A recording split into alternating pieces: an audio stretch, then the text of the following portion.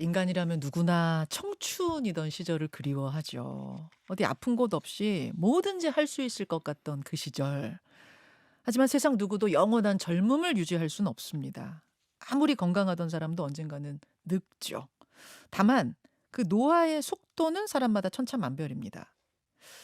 그런데 최근 지금의 3040 세대가 그 부모 세대보다 더 빨리 늙는다 경고하고 나선 학자가 있습니다. 이른바 가속노화라는 개념인데요. 이게 도대체 무슨 얘기인지 오늘 화제의 인터뷰에서 짚어보겠습니다. 아산병원 노년내과의 정희원 교수 어서 네, 오십시오. 안녕하세요.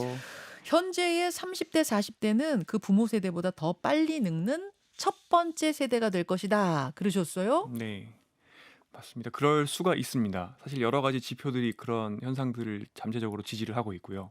아니 근데 교수님 네, 평균 수명이 계속 늘어나고 있고 네, 제가 알고 있기로는 83.6세 네, 게다가 100세가 넘게 사시는 분들의 수는 최근 5년 동안 두 배로 네. 늘었는데 아니 평균 수명이 느는데 노화가 빨리 온다 이게 무슨 말씀이세요? 네, 우리나라가 따라가고 싶어하는 나라 중에 미국이 있습니다. 예. 미국은 평균 수명이 줄고 있습니다. 아, 예. 네, 그건 무슨 말씀이실까요? 물론 젊은 사람들, 음. 예를 들어서 총기를 사용한다거나 정말 극단적인 가속노화, 그러니까 절망사에 의해서 알코올, 그다음에 살인, 자살 이런 것들이 굉장히 증가되고 있고, 미국. 네, 그래서 유치원에서 예. 한 반에 25명이 있으면 그 중에 한 명 정도는 40세 전에 죽는다. 미국에선 그런 얘기도 나오죠. 어. 그러니까 어떻게 보면 사회 시스템에 문제가 있다고 이건 볼 수도 있는 건데요. 예. 근데 장기적으로 봤을 때는 전 세계적인 그 뭐랄까 선진국들의 평균 수명이 지금보다 그러니까 지금처럼 계속 늘지는 못하고 어. 아마 이렇게 좀 고원 상태에 있다가 줄어들 가능성이 보이는데 우리나라는요? 네, 우리나라도 지금까지는 조금씩 계속 최근에는 굉장히 많이 늘어졌지만 음. 계속 늘어나고는 있지만 이 페이스가 많이 줄고 있고 앞으로 장기적으로는 좀 줄어들 가능성이 보입니다. 제가 몇 가지 증거들을 말씀을 드릴게요. 자, 그러니까 우리 부모 세대는 지금 네, 평균 수명도 늘고 네, 100세 이상도 확 숫자가 늘고 네, 이렇지만 네. 그게 지금의 3040 세대까지 해당되는 얘기가 아닐 수 있다 그 말씀이시네요. 네, 그게 가장 우려스러운 면이죠. 그러니까 음. 젊었을 때 얼마나 신체 활동을 많이 하고 또 건강하게 먹고 음. 또 이런 것들이 이렇게 장기적으로 만성 질환의 개수를 만들고 예. 이렇게 생로병이죠. 그 병의 개수가 많아지면 돌봄 요구가 오고 그 결과로 사망이 오는 건데 예. 이 과정 속에서 어떻게 보면 지금 60대, 70대 분들은 예. 젊었을 때는 가공식품도 별로 없으셨고 집밥 네, 드시고 많이 걸어 다니셔야 많이 되고 걸어 다니고. 그러다가 점차 우리나라의 보건의료 시스템이 정착되면서 예. 만성 질환을 잘 관리 받으시고 어. 그 현대 의료의 혜택을 최대한 누리시는 분들이라고 보시면 될 맞네요. 겁니다. 맞네요. 그리고 이 코로나 시대에 이제 그 국민 건강 영양조사에서 나온 결과들을 보면 네. 6070 분들은 오히려 코로나 시기에 자가격리하시면서 운동도 많이 하시고 건강 상태가 좋아졌습니다. 어. 그런데 3040 분들은 비만율이 증가되고 특히 최근 10년 동안 당뇨 고지혈증이 굉장히 빠른 속도로 젊은 사람들에서 증가되고 있고 어. 또 전 세계적으로는 지난 30년 동안 30대까지의 암 발생이 거의 80% 증가를 했습니다. 근데 80%요? 네. 그런데 암이라는 거는 사실은 많은 부분에서 노화와 상당히 많은 생물학적인 경로를 공유하고 있습니다. 네, 그래요. 그러니까 물론 아. 암은 50% 정도는 운에 의해서 발생하지만 음. 그 외의 나머지 부분들은 어떻게 보면 가속노화의 결과라고도 볼 수 있는데 결론적으로 어. 이건 전 세계 이 시대의 젊은 사람들의 공통된 현상이라고 볼 수가 있을 것 같습니다. 지금 용어를 쓰셨어요. 가속노화? 네, 가속노화. 그러니까 노화에는 가속노화와 노화 지연이 있다. 이렇게 네. 설명하셨더라고요. 근데 가속노화라는 거는 옛날에는 생물학 실험을 할 때 예. 실험 동물의 노화 속도를 빠르게 만들기 위해서 어떤 음. 유전자적인 처치를 한다거나 또는 약을 먹인다거나 또는 잘못된 생활 습관을 이렇게 강요하거나 이렇게 했었죠. 음. 요즘에는 사람에서 그 사람의 노화 정도를 피를 뽑아서 볼 수 있는 방법들이 많이 나왔습니다. 어.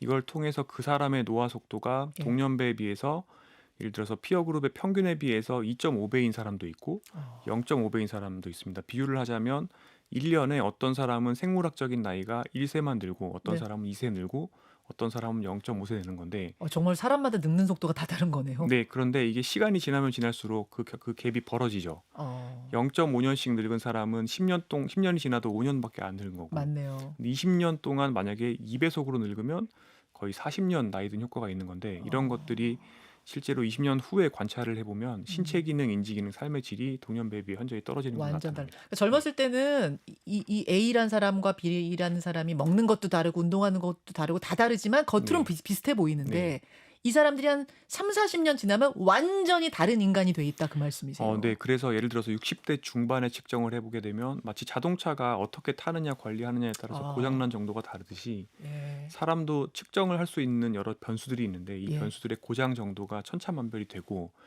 이런 것들이 여기까지는 괜찮은데 음. 60대의 만성질환 개수가 70대 중반이 되면 음. 내가 집에서 살 수 있느냐, 내가 걸어 다닐 수 있느냐, 내가 치매가 걸리느냐, 내가 장기요양보험 등급을 받아서 말하자면 기저귀를 차거나 어. 간병인 24시간 쓰셔야 되는 상황이 되는 이런 것들에 상당히 많은 경우에 영향을 와. 줍니다. 지금 자동차 비유가 네. 되게 와닿네요. 네. 진짜 관리 잘하는 분들은 되게 오래 타시거든요. 네. 정말 새 차처럼. 네, 그렇죠. 그렇지만 막 굴리고 뭐 이렇게 하다 보면은 금방 망가져요. 어디 네. 고장 나고 똑같은 네, 것이다. 그런데 그런 것들을 이제 측정할 음. 수 있는 방법들이 점점 더 좋아지다 보니까 이제는 예. 젊은 사람들에서도 그런 것들을 볼 수 있게 됩니다. 되게 많은 분들이 그 빨리 늙고 좀 천천히 늙고 하는 거는 유전이야. 그 집안 내력이야. 이런 네. 얘기들 하는데 그렇지가 않은 거예요? 그렇지 않습니다. 30% 정도만이 유전이고 70%는 어. 후생 유전학이라고 하는데 이게 어려운 말이긴 한데 예. 후생이라는 거는 그러니까 유전자의 다음, 그러니까 물려받은 거 말고 예. 내가 어떻게 그동안 살아왔는지가 누적이 된 결과라고 보시면 되겠는데 한마디로 음.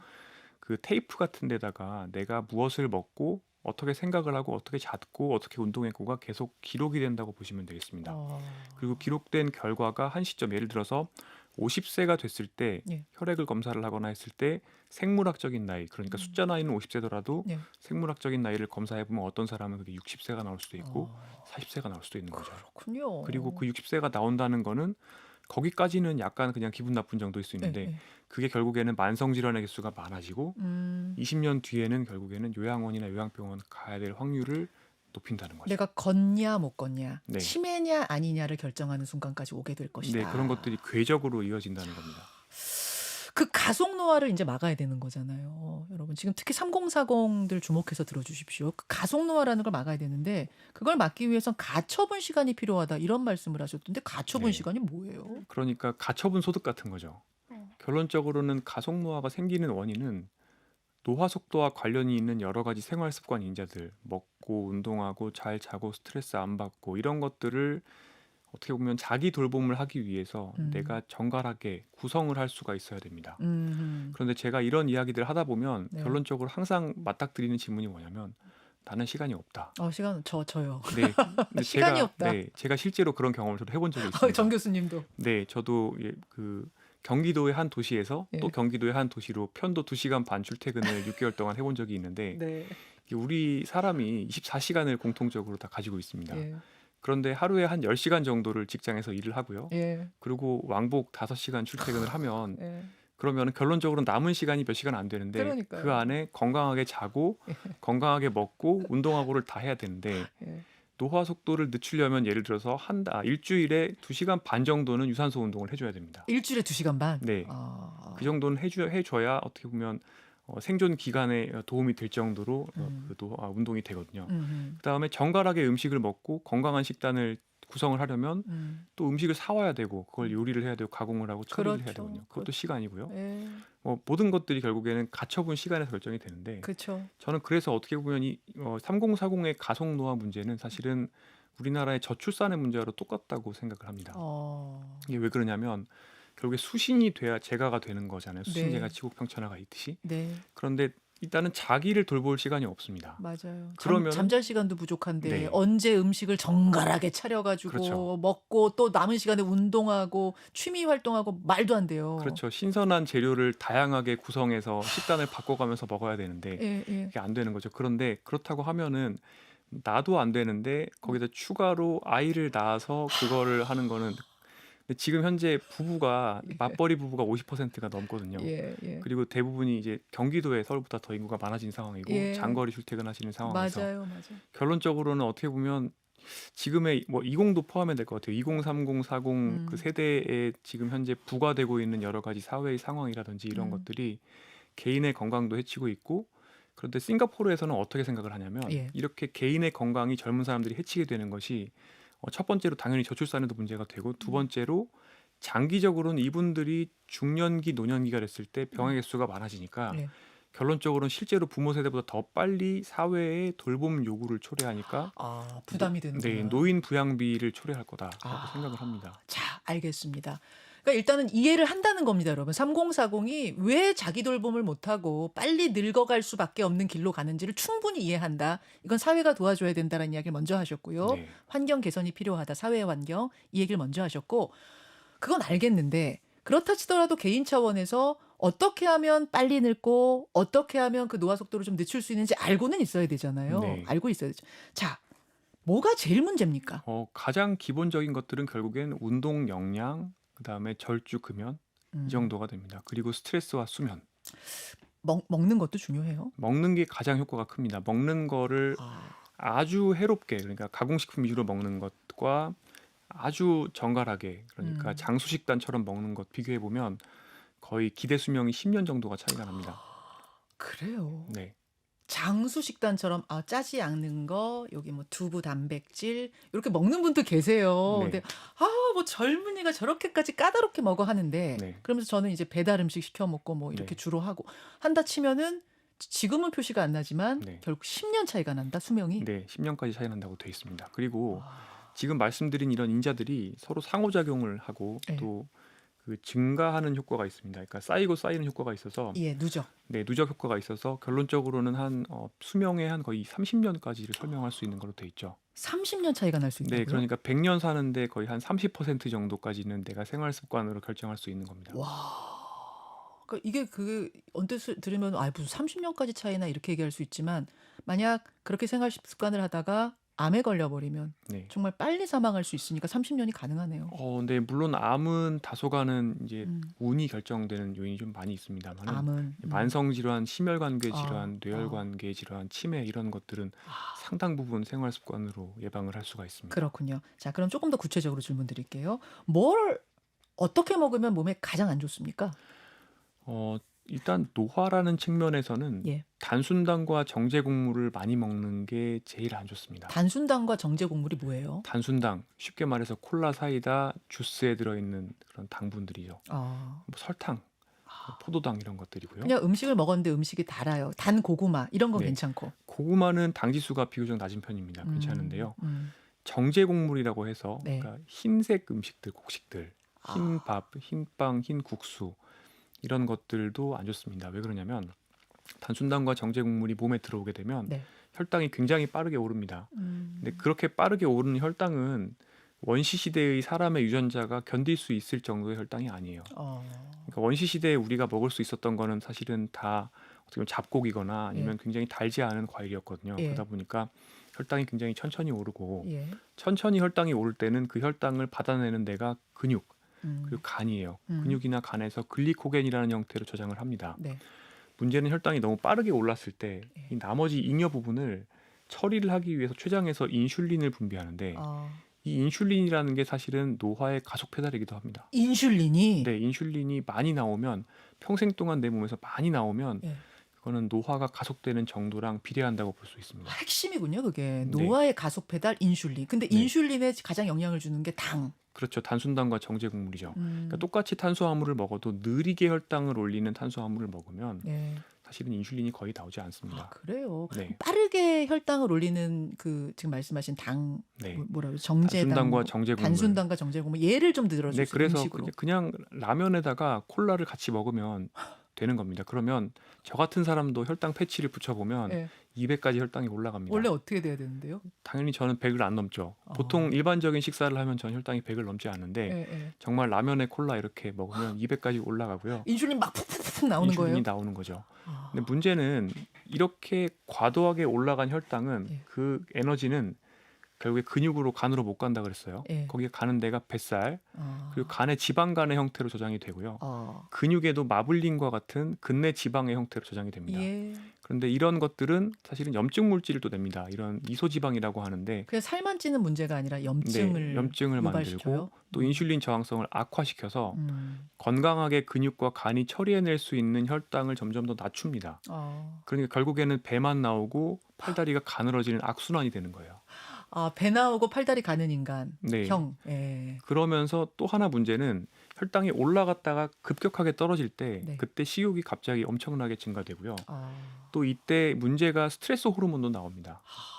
결국에 어떻게 보면 악순환이네요. 악순환이 되는 거죠. 그래서 악순환이. 체중은 늘고 어. 근육은 빠지고 배는 나오고 인슐린 저항성 생기고. 라면, 콜라 또 뭐가 그런 게 있어요? 뭐 사실은 올해 많이 사람들이 관심 가졌던 마라탕 탕으로도 어떻게 보면 단순당이 많이 들어있죠. 마라탕은 단순당을 쓴 다음에 짠맛도 넣고 아. 매운맛도 넣고 이렇게 모든 맛을 포화시키는 거죠. 아하. 네. 단 주스 같은 것들, 주스도 가공 마찬가지입니다. 주스들 네. 뭐 그럴 테고, 빵도 잡곡빵이 아니라 아주 하얀 빵들 뭐 이런 것들. 그렇습니다. 아, 그런 것들.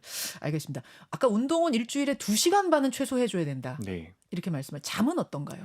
잠은 우리나라 사람들이 OECD 최악의 수면의 양을 가지고 있는 걸로 유명하죠. 그렇죠. 네, 그래서 보통 우리나라 사람들 주무시는 통계 데이터보다 1시간 정도는 더 주무시는 게 맞고 그거 얼마를 자야 된다? 평균적으로는 7시간 반 정도를 주무시는 게 맞는데 성인 기준으로. 네, 성인 기준으로요. 음. 그런데 이거는 사람마다 유전자적인 요인에 의해서 차이가 좀 있습니다. 어떤 분들은 6시간만 주무셔도 괜찮은 분들이 있고 저 같은 사람들은 좀 더 많이 자야 되고요. 아, 네. 저는 한 4시간 자는 것 같은데.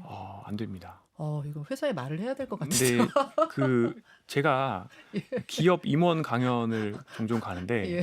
거기서 제일 먼저 얘기하는 게 예. 잠을 조금 자고, 그러니까 그것 때문에 막 커피를 들이부으면서 예. 일을 하는 문화가 우리나라에 있는데 맞아요. 이거는 농경 시대의 생산성적인 문화다. 사람을 다만 그런 어떤 기계로 생각하는 것 같은데 문제가 잠을 줄이게 되면 예. 스트레스 호르몬이 굉장히 많이 나오게 되고요. 그러면 다시 스트레스 호르몬은 또 배가 나오게 만들고 단순당과 정제 곡물이 땡기게 만드는데 인지 기능도 떨어뜨리고요. 자, 교수님 혹시 네. 5분 정도 시간 괜찮으세요? 네. 야, 유튜브로 조금 더 이어가야겠습니다. 네. 고맙습니다. 네. 예, 서울 아산병원 노년내과 정의원 교수와 함께한 본방송이 시간이 그냥 금방 지나가 버렸는데 도저히 그냥 보내드릴 수가 없어서 제가 5분만 부탁드렸는데 교수님 고맙습니다. 감사합니다. 요즘 엄청 바쁘시잖아요. 괜찮습니다. 저희가 이 인터뷰 시간을 잡는데도 정말 오래 걸릴 만큼 요새 화제 인물이세요. 네. 뭐 어쩌다 보니까 그렇게 됐는데, 네, 뭐 굉장히 영광입니다. 제가 굉장히 좋아하는 프로그램에 이렇게 아이고, 초대를 해주셔서 감사합니다. 서로 짠 거 아닙니다. 감사합니다. 무슨 이야기를 하다 말았냐면, 그러니까 가속 노화 시대고 식습관 중요하고 운동 중요하고 스트레스 줄이는 거 중요한데 그 중에서도 가장 중요한 건 식습관이다. 일단은 그렇습니다. 일단은 네. 먹는 문제다. 이걸 네. 얘기하다가 우리가 넘어왔거든요.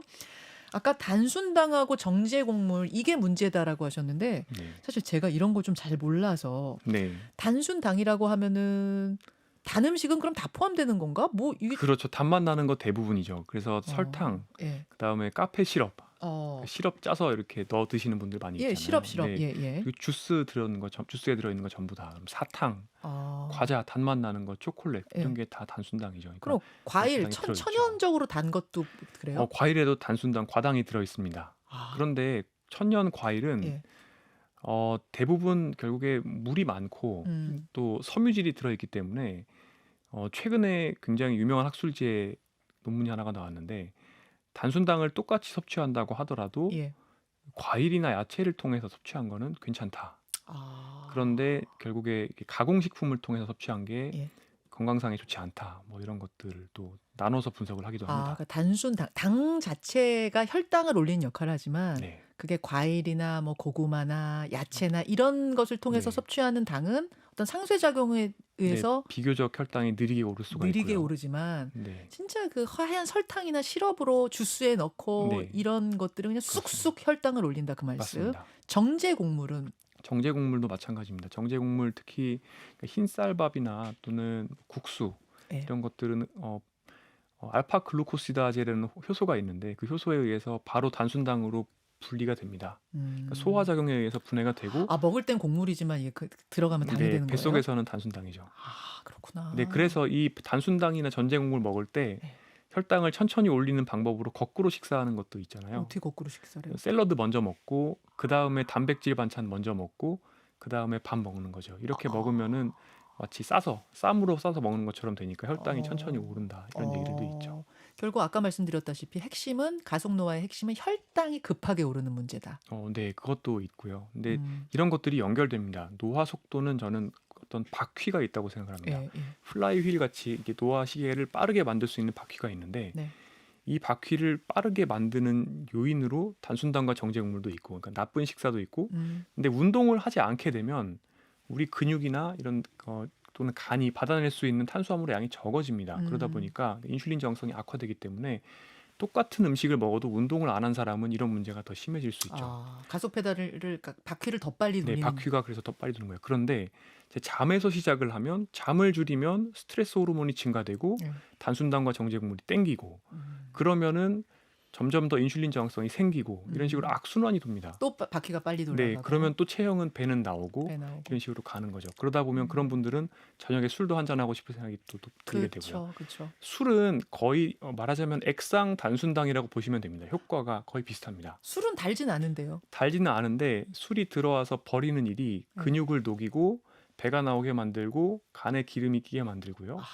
예, 그리고 스트레스 호르몬 레벨을 높이고 수면의 질을 떨어뜨리기 때문에 이 가속노화의 바퀴를 빠르게 만드는 다양한 입구를 다 안 좋게 만드는 요인이라고 할 수 있죠. 술은요. 네. 아까 술 좋아하시는 분들은 아유 단순당하고 정제국물이 문제라니까 술은 괜찮네 이러셨을 수도 있는데 네. 전혀 근데 아니군요. 결국에 다 연관되어 있습니다. 그리고 어떤 핵심 경로들은 대부분 다 공유가 되고요. 아. 인슐린이나 mTO로 이런 어려운 경로들이 있는데 아하. 결론적으로 이런 것들은 여러 가지 루트에 의해서 빨라질 수가 있는 거죠. 담배도 마찬가지입니다. 그렇군요. 그런 것들이 들어와서 이제 인슐린이 빨리 분비되도록 하고 네. 아까 또 뭐 어떻게 빨리 분비되면 뭐가 어떻다고 그러셨죠? 인슐린이 분비되고 그럼 혈당이 다시 떨어지면서 스트레스 호르몬이 나오고 식욕이 증가되니까 또 보통 먹고. 그래서 점심에 라면이나 중국집 많이 먹고 나면 한 오후 3시 되면 헛배가 고파요. 고프죠. 굉장히 배가 고픈데 만약에 그때 사실 렌틸콩을 먹었다고 하면은 훨씬 적은 칼로리를 먹었어도 배가 안 고플 거예요. 저는 그냥 라면이 소화가 잘 돼서 네. 그래, 조금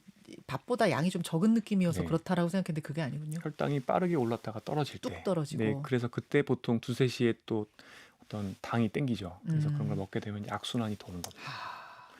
그러면은 좀 좋은 식단을 한번 차려보고 네. 조금 안 좋은 식단의 예를 하나씩 만들어 보면 좋겠어요. 네.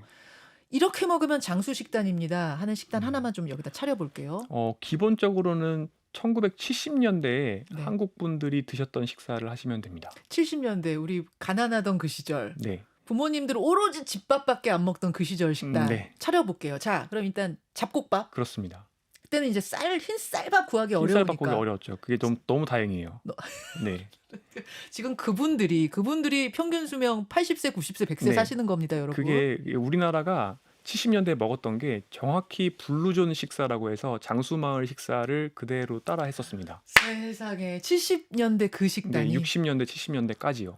장수존 식단. 네, 전 세계 장수마을 식단하고 똑같습니다. 자, 잡곡밥 차렸어요. 네. 그리고 나서 이제 김치 하나 있죠, 김치. 김치 있죠. 이거는 뭐 유산균도 있고 맞습니다. 뭐 식이섬유도 있고 뭐 김치. 네. 그다음에 뭐 있어요? 쌈채소에다가 쌈채소. 네, 쌈장 텃밭에서 막 있고요. 지금 따온 그렇죠. 쌈채소. 그리고 된장국에 콩 많이 들어 있고요. 된장국에 두부 넣어서 드시고 생선 조그만한 거 하나 보통 한 있죠. 토막 그쵸. 네, 그리고 아주 운이 좋으면 계란 후라이 하나 먹을 수 있는 정도. 계란 후라이 그렇죠. 그 엄청나게 귀한 엄마가 거죠. 네. 아우야 오늘 너 밥 좀 많이 먹어 하면 계란 후라이 하나 해주시던. 네, 거기다가 조금 더 식단이 괜찮으면 김. 그렇죠. 요 식단. 예, 그게 옛날 오키나와 장수식단 등을 포함해서 블루존 장수식단이랑 똑같고 제가 또 마인드 식사라고 해서 지중해 식사의 좀 더 개선된 뭐 치매 예방하는 효과가 있는 그런 식사 말씀드리는데 다 하여튼 기억하실 필요 없고 네. 70년대에 우리가 어떻게 먹었는지를 떠올리시면 됩니다. 70년대 식단. 지금 네. 요게 기준이 가공식품 하나도 안 들어갔다는 거고. 그렇습니다. 가공식품이라고 하면은 아까 이제 네, 정제를 단순당과 한 거. 정제국물 이런 것들도 없고 그렇죠. 또 붉은 고기가 적어요. 소고기, 돼지고기를 많이 먹기 시작한 게 80년대부터거든요. 70년대까지는 우리나라 국력이 그렇게 안 됐어요. 고기 반찬이 어떻게 매번 올라와요? 말도 안 네, 되죠, 네. 그 시절에는. 그런데 붉은 고기가 또 인슐린 분비를 초래하고 mTOR라고 하는 또 다른 노화의 가속 페달을 밟기 때문에 붉은 고기를 너무 많이 안 먹는 게 좋아요.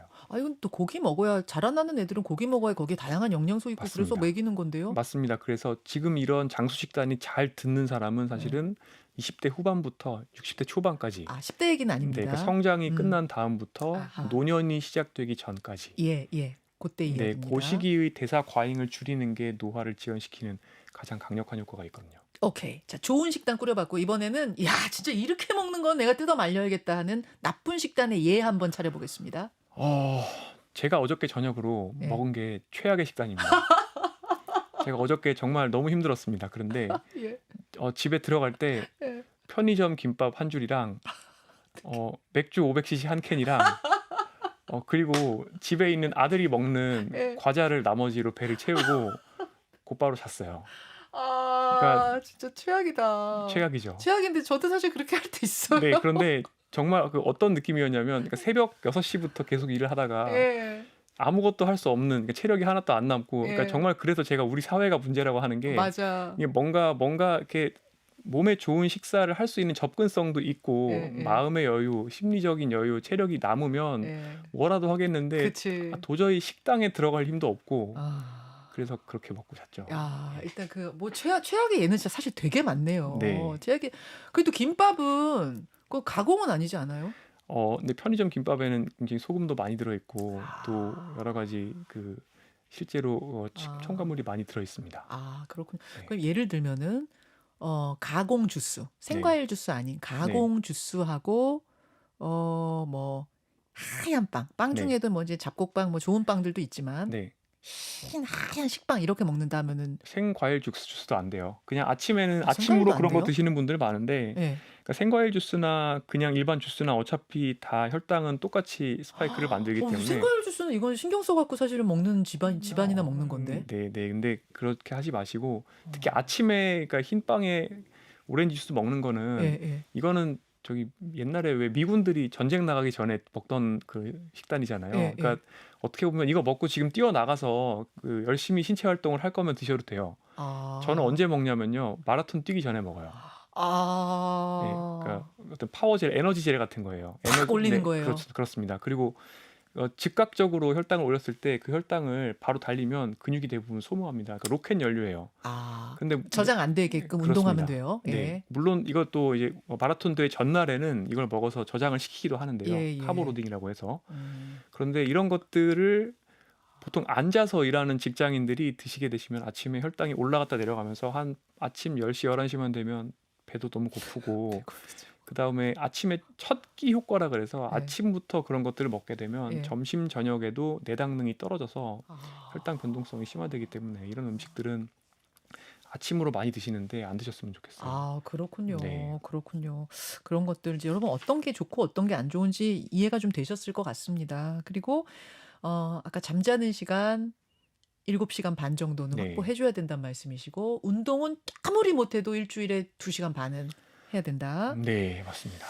근데 요새 저는 좀 걱정이 되는 게 지금은 이제 3040 세대가 그 부모 세대보다 더 빨리 늙는다 말씀하셨는데 이런 패턴이라면 지금의 10대, 20대는 네. 3040보다 더 빨리 늙어갈 수도 있을 것 같아요. 이 친구들 맞습니다. 식습관이나 뭐 이런 거 보면 말이죠. 맞습니다. 소아 내분비 하시는 교수님들 얘기 들어보면 우려스러운 면이 굉장히 많고 이게 그냥 멈추지 않고요. 어떤 예를 들어 신체 활동량의 감소 추세나 또는 젊은 당뇨 환자의 증가 추세, 그다음에 우리나라 1인당 당분 섭취량 이런 것들이 줄지 않고 계속 늡니다. 그래서 우리나라는 지금 3040 데이터가 있는 국민건강연구소 데이터 있는 분들 보면 남자는 절반이 비만이고 여성은 체중은 높지 않더라도 체지방률이 높아서 마른 비만인 분들이 거의 절반이에요. 근데 이런 것들이 계속 나빠지기 때문에 예. 지금 1020 분들은 정말 더 걱정되고요. 더 걱정되죠. 네. 엄청 또 굉장히 짜고 네. 달고 이런 네. 것들을 좋아해요. 또 10대들 보면. 네, 근데 사회가 그래서 점점 더 고자극 사회로 바뀌고 있다는 느낌이에요. 너무 재밌고 맛있는 게 많고 제가 데이터를 하나 가져왔는데 네네. 1920년대에 영화에서 평균적인 영화에서 원샷 한 샷의 길이가 12초였어요. 네. 그게 2010년대에 4초로 줄었습니다. 그건 어떤 의미일까요? 그러니까 사람들이 지겨워하는데 걸리는 시간이 점점 짧아져요. 4초마다 바꿔줘야 돼요. 네, 예전에는 3배가 넘게, 그러니까 네, 12초까지는 버틸 수 있었는데. 네, 100년 만에. 야. 최근에는 2020년대에는 이게 2.8초까지 떨어졌다 그래요. 와. 그래서 결론적으로 요새 사람들이 어. 1시간짜리 비디오 이제 못 견뎌하고 2배속으로 보고 네. 15분짜리도 길어서 이제 쇼츠, 숏폼을 보시잖아요. 점점 더 그렇게 가는 건데 음식과 관련해서도 결국에는 음. 모든 맛, 단맛, 짠맛, 쓴맛, 신맛을 다 채워놓는, 그러니까 마라탕이 어떻게 보면 대표적인 음식인데 그런 음식들이 끊임없이 시장에 나오다 보니까 예. 그런 입맛 그리고 음. 그런 자극성에 점점 사람의 뇌가 맞춰져 가는 거예요. 그래서 그런데 음. 그런 과정이 사실은 건강하지 않은 방향으로 가는 거고, 그렇군요. 네, 그리고 숏폼 많이 보고 SNS 많이 하면 예. 사실은 이게 단순당을 먹고 나면 혈당이 더 떨어지는 것처럼 예. 이런 SNS가 주는 즐거움은 예. 사실은 불쾌를 가지고 옵니다. 네, 도파민이 기저치보다 더 떨어지기 때문에 결국에 SNS를 많이 하고 숏폼을 많이 볼수록 사실은 스트레스를 더 많이 경험하는 아 거예요. 진짜요? 네, 아니 그 스트레스 풀려고 그걸 쭉쭉 올리면서 보는 거 네, 아니에요? 그렇지가 않습니다. 그래서 SNS를 많이 하는 분들, 병적으로 많이 하는 분들에서 예. 3가지 문제가 생깁니다. 어떤 수면장애, 우울, 불안. 요 3가지가 생기는데 이건 사실 화병 환자에서 생기는 증상들이거든요. 진짜요? 네, SNS를 많이 열심히 막 인스타그램 막 하고 이러는 거? 네. 어. 이거는 미국에서 연구가 굉장히 많이 나왔습니다. 결론적으로 우리 사회가 어떻게 보면 음. 고자극 사회고 아주 너무너무 꿀잼, 즐거운 네. 재미있는 사회가 되어가고 있지만 예. 그런 사회에서 사실 사람들은 더 많은 스트레스를 경험을 하게 되는 거고, 어. 이렇게 스트레스를 경험하게 되는 것 자체도 노화 속도가 빨라지는데 음. 그 과정 속에서 생활 습관이 더 여러 가지 즐거운 것들을 줬고 음. 또 자극적인 음식을 찾고 이 음. 과정에서 어떻게 보면 실제로 가속 노화가 들어가는 거죠. 야, 이거 굉장히 재밌네요. 고자극 사회. 네, 고자극 사회가 결국은 노화, 가속 노화를 이끌고 있다. 네, 그러니까 우리가 화면에서 자극적인 거, 네, 막 화면 길이도 짧아야 되지만 내용도 엄청 자극적이어야 돼요. 이제는 네, 뭐 이렇게 때려서는 안 되고 막 때려도 막 그렇죠. 사람을 그냥 너덜너덜하게 만들 정도로 해야 그 네, 영화가 야 뭔가 뭐 사이다네 뭐 이런 얘기가 나와요. 네, 이 정도 고자극. 네, 맛도 그냥 달아서는 안 되고 지독하게 달게 만드는 네, 디저트. 맞습니다. 이런 고자극 사회가 도파민을 높이 올렸다가 네, 한 번 높아진 도파민을 채우려면 계속 충족시켜줘야 되는데 그렇죠. 그게 충족이 안 되면은 떨어지는 거죠. 불만도도 높아진다. 네, 맞습니다. 아, 이 마약하고 비슷한데요? 마약하고 똑같습니다. 똑같아요. 예, 정확히 똑같습니다. 그리고 실제로 마약은 이제 외부에서 그런 것들을 넣어주는 거고 예. 굉장히 맛있는 음식을 먹으면 네. 엔돌핀이라는 머릿속에서 생성되는 오피오이드 마약이 나옵니다. 진짜요? 네. 도파민만 나오는 게 아니라 엔돌핀도 나옵니다. 아, 그렇구나. 우리 네. 마약 얘기 인터뷰 되게 많이 했거든요. 근데 네. 전문가들 하시는 말씀이 마약을 한번 하고 나면 인간이 어떤 거로서도 경험할 수 없는 이런 행복의 보따리 같은 게 네. 이만큼 커진다. 다시 네. 일상으로 돌아오면 내 일상의 어떤 것도 이만큼의 보따리를 채워줄 수 없기 네. 때문에 결국 마약을 또 찾게 되고 또 찾게 맞습니다. 이러다 중독이 된다 그러시던데. 그런데 현대 사회의 고자극 사회라는 거는 결국에 모든 것들이 마약과 비슷한 정도로 중독성과 도파민과 엔돌핀을 많이 주는 거죠. 야, 그래서 오히려 더 불행해진다. 네. 계속 그렇게 할 수는 없으니까. 네. 그러면 이 꿀잼 사회 할 게 아니라 약간 노잼 사회로 가야 되겠는데 건강해지려면. 네, 맞습니다. 그래서 사람은 어떤 쾌락에 적응하는 능력이 있습니다. 그러니까 마약을 하면은 결국엔 더 우울해지는 게 아무리 많은 양의 즐거움을 얻어도 예. 결국에 내가 느낄 수 있는 주관적인 즐거움은 원점으로 수렴을 합니다. 안타깝게도 정상적인 독서라든지 음. 풍경을 봤을 때 느끼는 즐거움은 비율로 더 줄어들기 때문에 일상생활은 아무런 재미를 못 느끼는 거예요. 아무런 재미를 못 줘요. 예, 그러다 보니까 오히려 재미있는 것들, 너무 꿀재미인 것들을 오히려 일상에서 좀 덜어내는 게 어떻게 보면 건강한 행동을 하고 맛없는 음식도 먹을 수가 있고 운동을 하면서 도파민을 얻을 수가 있고 이런 건강한 방향으로 가는 거죠. 노잼 생활을 하는 게 오히려 더 꿀잼으로 가는 방향이네요. 그래서 사실 싱가포르가 블루존 2.0이라는 용어를 씁니다. 그게 뭐예요? 그러니까 블루존은 장수마을 5군데를 얘기하는데 이 네. 장수마을을 우리는 공학적으로 만들겠다라고 얘기를 합니다. 어떻게 하느냐? 사람들이 더 걷고 싶게 걸을 수 있는 환경을 조성을 하고 예. 대중교통을 잘 보급하고 도시를 15분 도시로 만들고 예. 사람들에게 주택 보급률을 높여서 이게 자가 보급이 안 된 분들이 사실은 또 생물학적 노화가 증가된다는 연구가 있거든요. 진짜요? 네, 자가하고 무슨 상관이에요? 자가하고 전세하고? 네, 주거 안정성이 생물학적인 노화 가속과 관련이 있어요. 최근에 나온 연구인데 진짜요? 결국에는 스트레스죠. 그다음에 어. 장거리 통근도 스트레스랑 관련이 있고 노화 관련 어. 지표를 나쁘게 만드는데 예. 이런 것들을 전반적으로 좋게 만드는 결국에 사회 시스템을 음. 사람들이 느리게 나이 들 수 있는 시스템을 만드는 게 음. 1번이고요. 두 번째가 예를 들어서 식당에서 네. 현미밥을 나오는 걸 좀 더 기본값으로 나올 수 있게 만든다든지. 싱가포르는? 네. 이렇게 그리고 이 뭐 예. 당분이 든 음료는 굉장히 비싸게 판매하고 편의점에서 술에는 아. 굉장히 높은 세금을 매긴다든지. 이렇게 해서 어허. 사람들을 넛지를 주는 겁니다. 건강한 생활 습관으로 가는 것들이 쉽고 예. 오히려 시간이 되면은 녹지에 나와서 마음을 비우면서 풍경을 바라보거나 걸을 수 음. 있게 해주고 음. 대신에 건강을 해치는 행동은 좀 덜 할 수 있는 방향으로 가는. 음. 그렇게 해서 이제 이분들이 30대, 40대가 5, 60대가 됐을 때 만성 질환이 덜 생기고 궁극적으로는 이제 지속 가능하게 나이 들면서 음. 일상생활 계속 하실 수 있게 만들려고 국가 시스템을 맞춰 나가고 있는 거죠. 되게 좋은 거네. 결국 네. 그게 아까 말씀하셨듯이 사회가 경제적 부담을 덜 지는 길이기도 하다. 네, 장기적으로는 굉장히 이익이 되는 투자죠. 그러네요. 오늘 굉장히 유익한 시간이었습니다. 혹시 네. 꼭 전할 메시지 중에 빠뜨린 거 있으시면? 네. 예. 딱 하나만 얘기를 하자면 예. 이제 제가 오늘 말씀드릴 내용들은 노화 속도를 느리게 만드는 방법들입니다. 네네. 노화 속도를 느리게 만드는 방법과 내가 노년의 몸이 된 노쇠한 몸을 가진 후에 그것을 좋게 만드는 건 좀 다릅니다. 이거를 오해하시지 않았으면 좋겠고요. 음. 중용이 중요합니다. 음. 젊은 분들은 대개는 대사 과잉 상태가 문제가 되기 때문에 네. 약간 빼는 방향, 지금 말씀드린 운동을 하고 예. 또 경박 단소하게 식사를 하고 하는 게 중요한데 노년기가 되면 조금 다릅니다. 그때부터는 오히려 근육이 축이 나고 음.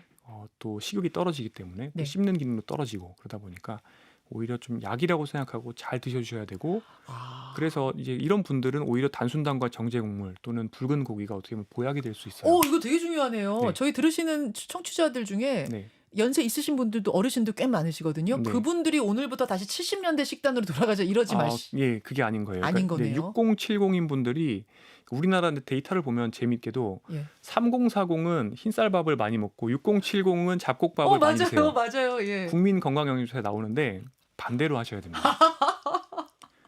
그렇군요. 네, 그리고 6070 분들은 식욕이 떨어지니까 아침에 배가 이렇게 별로 안 고파서 간헐적 단식을 많이 하시는데 안 되고요. 아침에도 다 챙겨 드셔야 돼요. 계란이랑 해서 밥 잘 드셔야 되고 예. 3040 분들은 예. 오히려 간헐적 단식을 하면서 살 하셔도 빼셔도 좋고. 되는 거고 이게 반대다. 예. 오케이. 네. 또 이렇게 설명해 드리면은 이제 6070 우리 네. 이상의 분들만 이거 오늘부터 다시 잡곡에 고기 반찬 빼. 이게 그러니까요. 아니란 그게 말씀이에요. 아닙니다. 잘 챙겨 드셔야 돼요, 네, 그분들은. 이게 은퇴하기 전과 후의 경제적인 어떤 행동과도 굉장히 비슷합니다. 그러니까 예. 3040일 때는 우리가 돈을 아껴서 열심히 모아야 되잖아요. 그렇죠. 6070일 때는 그거를 이제 잘 써야죠. 인출해서 사용을 하는 게 맞는 거죠. 이런 느낌이라고 보시면 될 것 같습니다. 알겠습니다. 정말 유익한 시간 노화에 관해서 연구하시는 분이세요. 서울 아산병원 노년내과의 정의원 교수와 함께한 시간이었습니다. 교수님은 근데 그렇게 건강하게 잘 사세요? 노력을 많이 하고 있는데 예. 저 같은 경우는 정말 스트레스라든지 또는 일의 양이 제가 견딜 수 있는 범위를 넘어서면 급격하게 악순환을 이제 밟게 됩니다. 그래서 이론적으로는 네. 너무 잘하시지만 네. 정말 사회가 네. 나를 그냥 그렇게 두지만은 않죠. 네, 그래서 그럴 때마다 이렇게 한번 끊어낸다든지 좀 쉬는 시간을 가지고 다시 네. 돌아오려고 노력하는 편입니다. 이런 건 어때요? 그러니까 우리 여행을 가더라도 뭔가 내가 좀 일상에서 벗어나서 뭔가 회복하려고 여행을 가더라도 꿀잼을 찾아서 가기 마련이잖아요. 가서 익사이팅한 뭘 하고 막 그렇게 하지 말고 맞습니다. 그때만이라도 네. 노잼인 곳 뭔가 네. 느리게 돌아가는. 정확합니다. 제가 음. 휴가를 가지게 되면 일주일 동안 최대한 디지털 디톡스를 하면서 주로 고전을 집에서 읽고 음악 듣고 명상하고 달리기 하고 이런 것들 위주로 매년 루틴으로 하고 있습니다. 그것 되게 좋은 아이디어인 것 같아요. 네. 우리가 일상에서 갑자기 내가 직업을 내려놓을 수는 없고 직업을 바꿀 수 없는 상황이라면 네. 조금씩 개선해 나가고 휴가 같은 때 뭔가 시간이 있을 때는 꿀잼보단 노잼으로 하자. 네. 너무 표현이 좋네요. 꿀잼보다는 노잼으로. 네. 자, 여기까지 함께 하도록 하겠습니다. 많은 분들이 예. 교수님 건강하시라고. 네. 그럼 감사합니다. 자, 교수님한테 깊은 감사드립니다. 오은숙님 그러셨고 차분하게 너무 좋은 정보 주셨다고 모토 걸림. 독서가 정말 좋은 거 아니냐 이렇게 물어보신 거성님. 네, 독서가 너무 좋습니다. 너무 좋은 네. 거죠. 예. 오늘 저녁에 또 어디에 제가 나오는데 거기서 그 얘기를 합니다. 오늘 저녁 어디 출연하세요? 탑방의 문제아들에 출연하는데요. 네, 거기서 결론적으로 이 팝콘 브레인 문제 해결하는데 독서만큼 중요한 게 없는 것 같습니다. 아, 그렇구나. 네. 진짜 막 쇼츠로 이렇게 쭉쭉쭉 자극적이지 않으면 또 그나마 넘겨요. 네. 그런 것도 뭐 아주 배제할 수 없겠지만 네. 가능한 노잼, 독서, 느리게 이렇게 식습관은 70년대처럼 네. 이렇게 정리를 하면서 지키고 싶다는 구두성님. 오늘 좋은 강의 너무 감사하다고 NSS 리님도 감사합니다. 예, 여기까지 함께 하겠습니다. 교수님 저기 카메라 바라보면서 손 한번 흔들어 주세요. 네. 오늘 고맙습니다. 감사합니다. 예, 저도 여기서 인사드리겠습니다. 고맙습니다. 고생하셨습니다. 김현정의 뉴스쇼는 시청자 여러분의 참여를 기다립니다. 구독과 좋아요, 댓글 잊지 않으셨죠? 알림 설정을 해두시면 평일 아침 7시 20분 실시간 라이브도 참여하실 수 있습니다.